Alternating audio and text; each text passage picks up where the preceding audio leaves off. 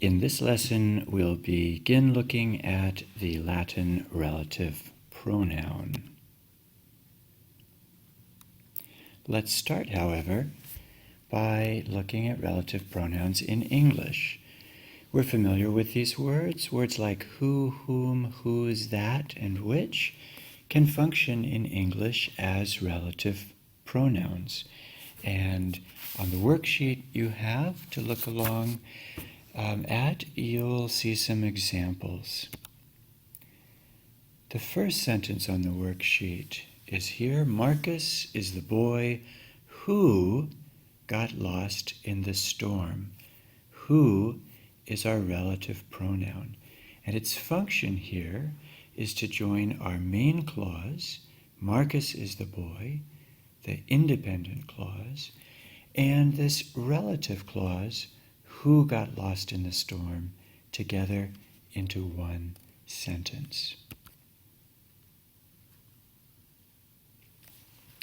Here we have highlighted in blue the relative clause, who got lost in the storm. Who, the relative pronoun, introduces that clause and connects it to the rest of the sentence. Now we have highlighted the antecedent of the relative pronoun. In other words, the relative pronoun stands for this word in the relative clause. The boy who, the boy is called the antecedent. One way to look at this is to pull the sentence apart into two sentences. Marcus is the boy. We see that sentence. Now let's take our relative clause and turn it into a complete sentence. The boy got lost in the storm. We've replaced the relative pronoun who with the noun, the boy. The boy got lost in the storm. We could also just say, he got lost in the storm. Marcus is the boy. He got lost in the storm. The relative pronoun allows us to put those two sentences together. Marcus is the boy who got lost in the storm. By taking the sentence apart, we can see how the relative pronoun functions. Just like he got lost, who functions as the subject of the relative clause. It's the subject of the verb got. Let's move to another example. Number 2 on the worksheet. Marcus is the boy whom you scolded. Notice that word whom, which we sometimes use in English, not as a subject, but as an object, a direct object or an indirect object, or the object of a preposition. Here, our relative clause is whom you scolded. Our relative pronoun is whom, and its antecedent is the boy. When we take this sentence apart and try to make two sentences out of it, we can see Marcus is the boy, and then instead of our relative clause, we can substitute the sentence, you scolded the boy, or simply, you scolded him. So we can see that in our original sentence, the relative pronoun whom functions like him in our extracted sentence, and it is the direct object of the verb scolded. You scolded him. Marcus is the boy whom you scolded.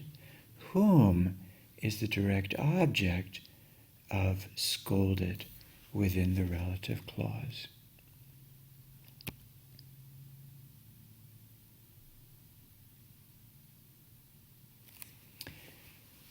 Now, Marcus is the boy to whom Publia gave the bandages. What's our relative clause here? That's right. To whom Publia gave the bandages. And if we wanted to turn that into a complete sentence by itself, what would that sentence be?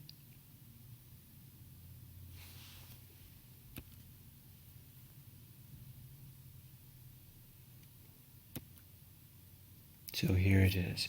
Again, Marcus is the boy. We have that. Publia gave the bandages to him. To him.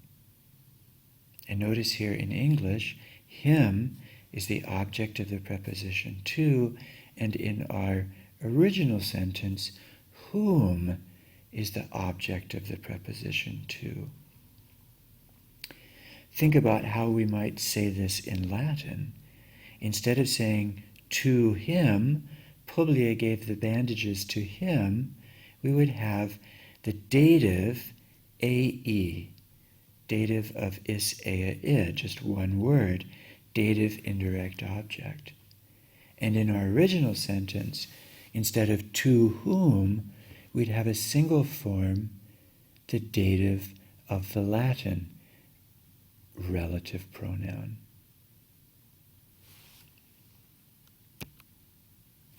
How about this sentence? Marcus is the boy whose father was lost at sea. Whose is the relative pronoun here. The relative clause is whose father was lost at sea. What case do you think we would use in Latin if we had one word to stand for whose? That's right, it's genitive, possessive genitive.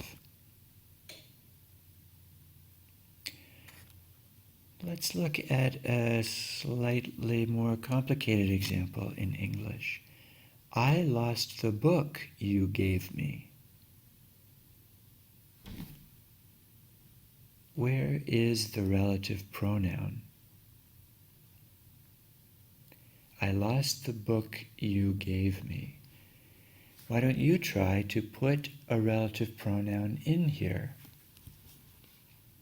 Insert a word.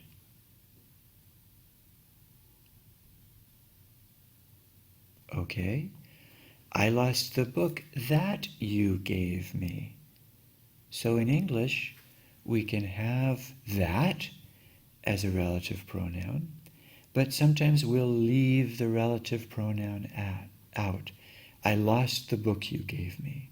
But we know I lost the book, and that's our main clause, our independent clause, and you gave me, the one you gave me, that you gave me, is our relative clause. Now in English we have a fairly limited set of relative pronoun forms. In Latin we're going to have masculine, feminine, and neuter forms, singular and plural, and we're going to have a form for the nominative, genitive, dative, accusative, and ablative cases. So, qui, nominative singular, masculine, who. Quae, nominative singular, feminine, who. And quod, nominative singular, neuter, that or which.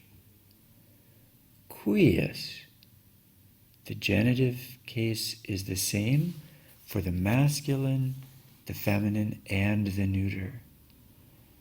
Whose, or of whom, or of which. Cui, dative, to or for whom, to or for which. Quem and quam, whom, masculine and feminine accusative. Quod, that or which, neuter, accusative. And then the ablatives quo, qua, and quo.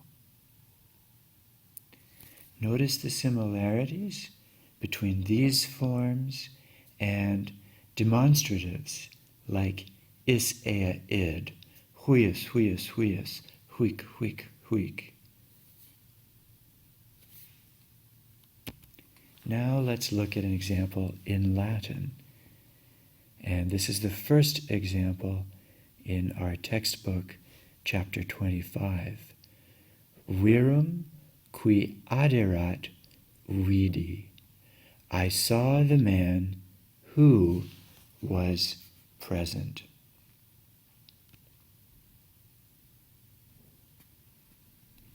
Here in Latin, qui aderat is the relative clause introduced by the relative pronoun qui.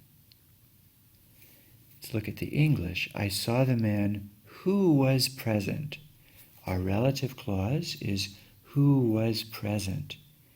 It's introduced by the relative pronoun who. If we make two sentences out of this, we end up with, I saw the man, he was present. The man was present. We can see that just as he functions as the subject of was, so who functions as the subject of was. Who is the subject within the relative clause. And so qui is the subject within the relative clause. Qui aderat. Qui is our nominative subject of aderat. So that explains why qui is nominative. Why are we using the masculine singular form of qui here? Well, the antecedent of qui is virum. I saw the man. Which man? The man who was present. He was present. And because virum is masculine and singular, qui is going to be masculine and singular. Note, however, that virum is accusative. It's the accusative direct object of vidi. I saw the man. Qui, however, is nominative. It's the nominative subject of aderat. Qui takes its number and its gender, singular and masculine, from its antecedent virum. But its case, nominative, comes from its function within the relative clause. Repeat that after me. The case of the relative pronoun is determined by its function within the relative clause. The case of the relative pronoun is determined by its function within the relative clause. Relative pronoun, qui. Its form, nominative singular masculine. Its antecedent is virum, and so it's singular and it's masculine, like virum. But its function within the relative clause is as subject of aderat, so its case is nominative.